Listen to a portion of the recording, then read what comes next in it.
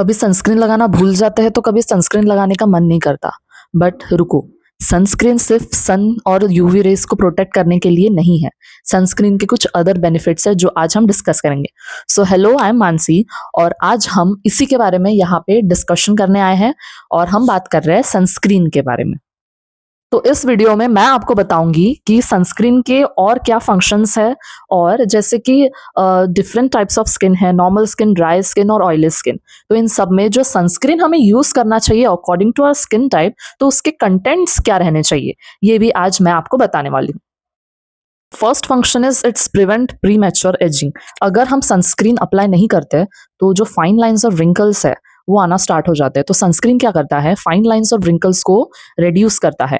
और कोलेजन के बारे में तो आपने सुना होगा।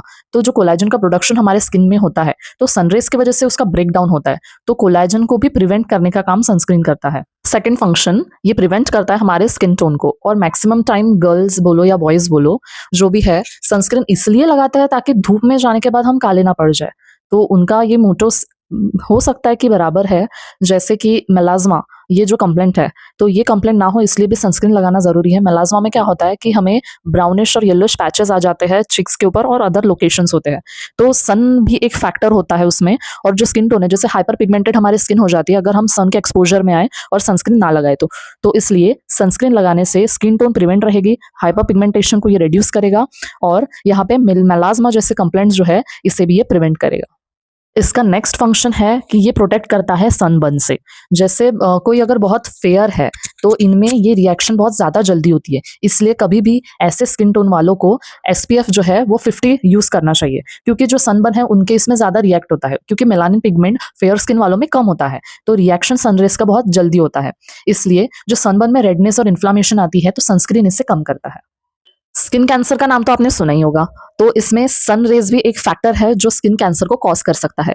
तो जब भी हम सनस्क्रीन को अप्लाई करते हैं तो इसका रिस्क जो है ये कम हो जाता है, क्योंकि स्किन कैंसर क्या करता है कि हमारे जो स्किन में जो DNA होता है, DNA को म्यूटेशन करवाता है। तो इन सब जो कंप्लेंट्स है इनसे बचने के लिए सनस्क्रीन लगाना मस्ट है। सो नेक्स्ट हम बात करेंगे ड्राई स्किन, नॉर्मल स्किन और ऑयली स्किन के लिए क्या कंटेंट होने चाहिए सनस्क्रीन में, क्या हमें अवॉइड करना है और क्या प्रिकॉशंस लेने हैं। सबसे पहले हम बात करें ड्राई स्किन की। ड्राई स्किन के लिए हमें मॉइस्चर बेस्ड सनस्क्रीन यूज करना है। इसका SPF होना चाहिए 30 to 50।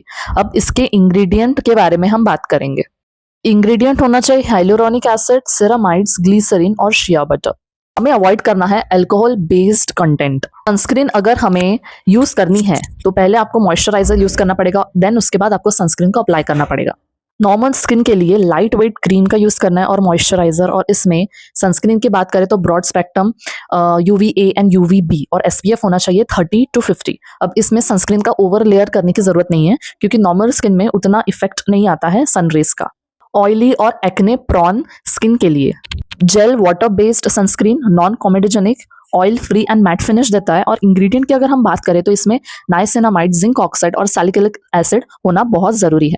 अब हमें अवॉइड करना है हैवी क्रीम और कॉमेडोजेनिक ऑयल्स को। ग्रीजीनेस को अवॉइड करने के लिए हमें 2 फिंगर मेथड्स का यूज करना है और प्रॉपरली हमें इसे ब्लेंड करना है हमारे स्किन के साथ। अब बात आती है कि सनस्क्रीन हमें कैसे यूज करना है।